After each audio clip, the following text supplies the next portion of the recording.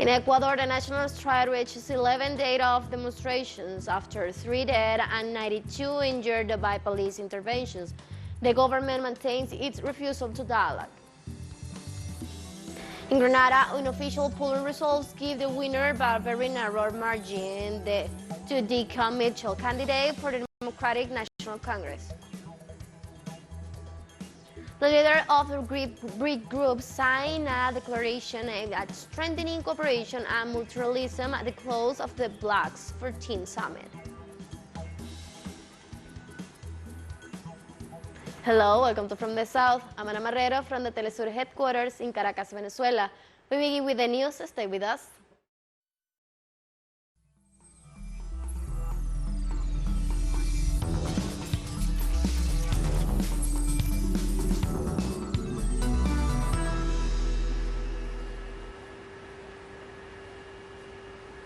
Indigenous movement in Ecuadorian capital concentrate in halls of culture in Arbelito Park to hold a popular assembly within the framework of the national strike. Thousands of demonstrators arrived at the site after marching peacefully through the capital from the Central University of Quito. The indigenous people maintain their demand for answers to their list of 10 demands. The activity takes place in the framework of the 11th day of a national strike promoted by the CNA in rejection to the neoliberal policy imposed by President Guillermo Lasso, despite the fact that the repression exercised by the public forces left 3 dead and at least 92 wounded. Native peoples continue to bet on the dialogue with the executive to get an answer to their demands and to solve the conflict in a peaceful way. At this moment, what we are demanding are answers. We are not giving up at the dialogue table. We have been sitting for a year in dialogue with these governments, dialogue processes with all the processes, then the omission of all dialogue. It is not possible that the processes of the militarization of the House of Cultures are not repealed, that our comrades who have came in buses from the provinces have to sleep outside in the open air. A dialogue like this is not possible. There are 10 points that we are going to support. We have said that if the government has to fall, it will fall under its own weight, not because of us. 10 points we are asking the national government for a solution, and we are going to support them. In Colombia, electoral authorities delivered credentials to Gustavo Petro and Francia Márquez as president and vice president elected of the republic, respectively. This fact marks a milestone in the history of Colombia, since the progressive and left-wing formula assesses the reins of the nation beyond peace, inclusion, social justice, and Latin American integration, the basis of the government plan presented during the campaign. In this sense, Gustavo Petro made a brief analysis of the electoral results, in which he highlighted the decrease of abstention. Francia Márquez thanks the electoral authorities for the transparency and speed of the results and made a call for the national reconciliation. In Argentina, authorities reported 5 people dead and 35 injured after a fire in a building in the Recoleta neighborhood of Buenos Aires. The head of the emergency medical attention system, Alberto Crescenti, informed that the fatalities include 2 women and 3 minor children. The official also informed that the injured were taken to different hospitals in the capital city of Argentina. The fire started in early hours of Thursday morning for reasons still unknown in an apartment on the 7th floor, while its occupants were sleeping, and quickly spread to the upper floor, forcing evacuation and rescue of the people living in the 14th floor building. The head of the Porteño government, Horacio Rodríguez Larreta, expressed his condolences to the families of the deceased and described the event as dramatic and difficult situation. In Grenada, unofficial polling results give the winner by a very narrow margin to Dickon Mitchell, candidate for the National Democratic Congress. Dickon Mitchell is the first position with 50.91%, followed by the current Prime Minister, Dickon Mitchell, of the new National Party with 48.67%.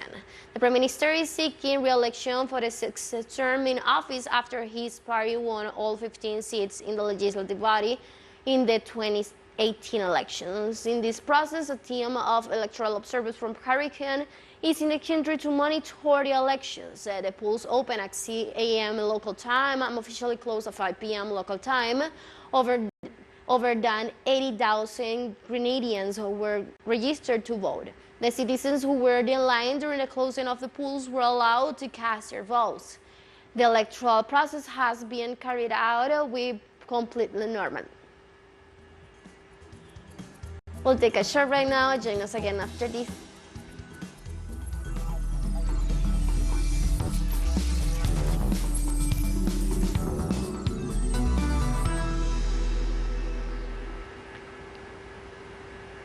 Welcome back. In the U.S., the Supreme Court of Justice ratified as fundamental citizens' right to carry firearms in public. The ruling, which comes as the country experiences an increase in gun crime, especially school shooting, overturns a New York state law that requires civilians to have a special permit to carry a firearm. The decision sets historic precedent and may have nationwide consequences, threatening restrictions against carrying firearms in subways, airports, bars, churches, schools, and other public places. This decision comes in the middle of a public debate on gun control regulations. The United States and Texas state authorities announced the dismissal of the police chiefs in charge of responding to the shooting at an elementary school in the town of Uvalde that left 21 people dead. The announcement comes a day after the director of the Texas Department of Public Safety called the police response to the massacre of a failure.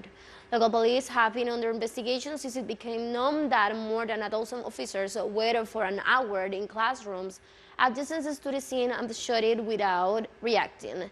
In this context, the mayor of Uvalde, Don Malanin, announced that the Robb Elementary School will be demolished after being the scene of what he is considered as a terrific event. Germany announced on Thursday that it will raise the alert level under its emergency gas plans to ensure supply following the recent reduction by part of pipeline supplies from Russia.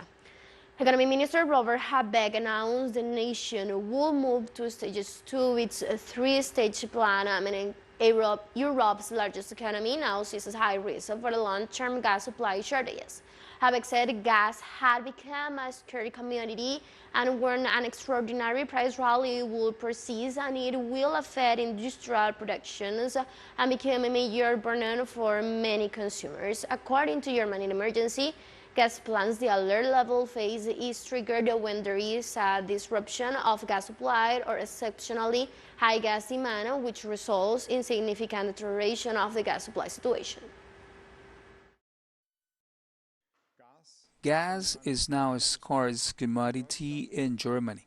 I say that even though, or precisely because, the supply in Germany is currently guaranteed. The market is therefore in a position to procure the quantity needed to ensure security of supply in Germany and also to fill the storage facilities. The European Union is holding a summit in Belgium to discuss granting Ukraine the status of candidate member of the organization.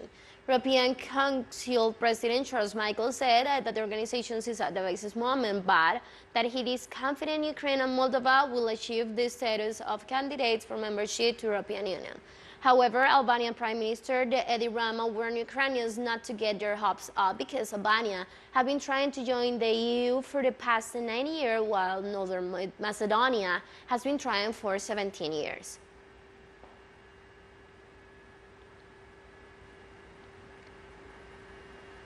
Thousands of railway workers in the United Kingdom are supporting the second day of a train strike in demand for better wages. This strike has already become the biggest since 1989, with a strong impact of users and the economy.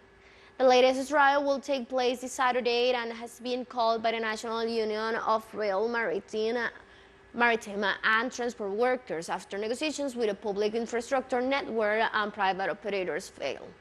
Around 40,000 workers have paralyzed the United Kingdom's rail network, forcing many citizens to opt for other means of transport, such as buses or cabs, while others have decided to work from home.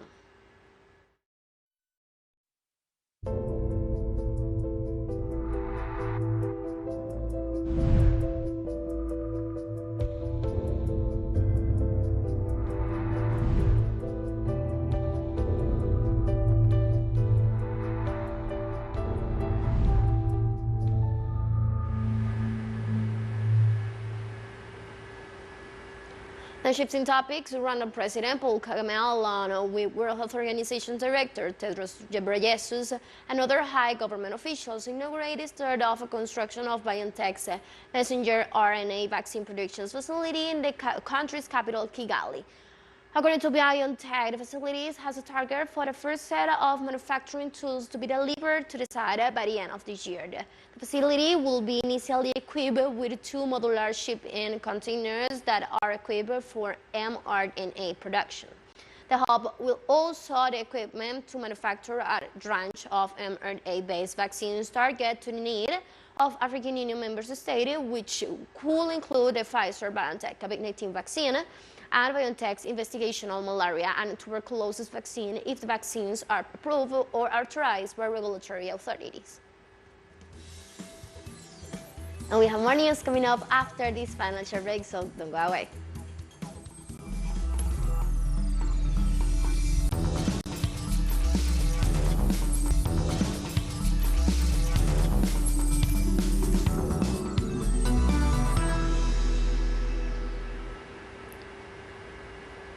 Welcome back.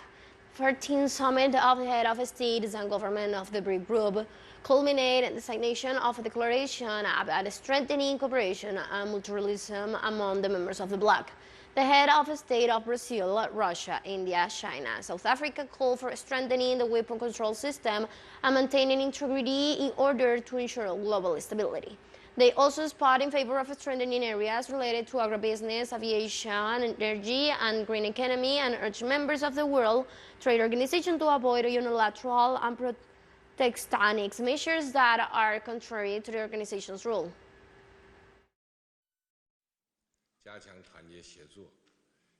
The summit is held at a critical juncture in the shaping of the future course of humanity. BRICS countries, as important emerging markets and major developing countries, need to act with a sense of responsibility to bring positive, stabilizing, and constructive strength to the world.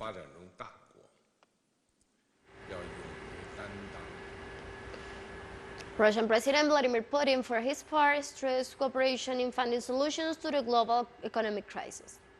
On the basis of honest and mutually beneficial cooperation, can we look for ways out of the crisis situation that was developed in the world economy due to the ill-conceived selfish actions of certain countries.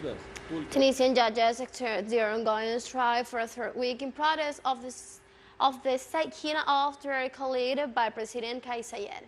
On June the 1st, the Tunisian president sacked 57 judges citing corruption and covering up tourism cases, accusations that were vehemently rejected by judges. Judges suspected their words in court on June 4th and said the president's decisions were designated to control the judiciary and used it against his political opponents. Tunisia has been in the thorn of a deep political crisis that has aggravated the country's economic conditions since Saied ousted the government, suspended parliament, and assumed executive authority last year in July. Today, the judges are demanding the withdrawal of the Decree 35, which is unconstitutional as it fails to grant the basic right to defend oneself and jeopardizes the independence of the judiciary. We denounce as well the Decree 516 that allowed the President Kais Saied to sack 57 judges by a simple signature without granting them the right to consult their cases and to defend themselves.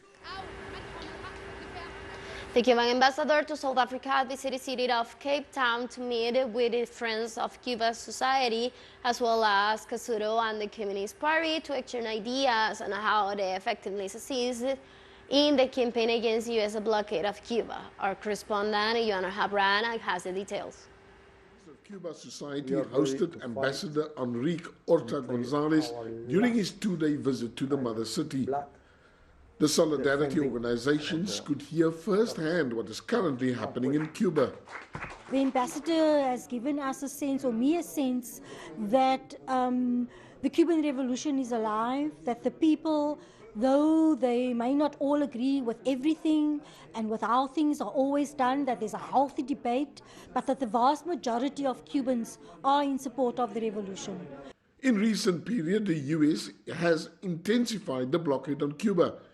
Even in the midst of the global pandemic, the US embarked in an all-out effort to wreck the Cuban economy and to destabilize the country. In the case of Cuba, we are trying to do all our efforts to try to overcome the difficult situation that we have today.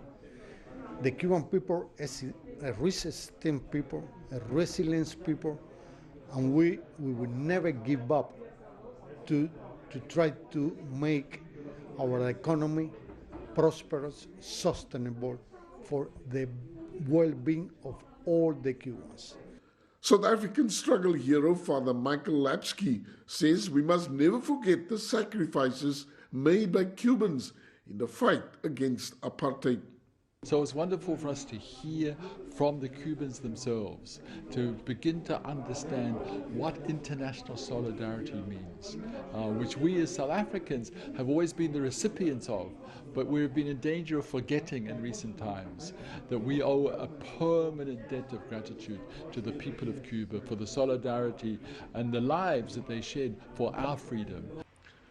During the meeting, Focus members expressed their gratitude to Cuba for their contribution to a democratic and free South Africa and pledged ongoing support to the Cuban people. Johan Abrams for teleSUR in Cape Town. teleSUR expanding signal with new satellites parameters, and since more than ever, the world connects to us and our stories are being heard all around the world. These parameters are in place since June the 1st in Latin America and the Caribbean, both in English and Spanish, and quite soon further changes will be implemented for the signal in Europe, the Middle East, and Africa. This multi-platform will continue providing trustful content to oppose the hegemonic media's narrative and our faithfulness to our audience. And with that story, we have come to the end of this news brief.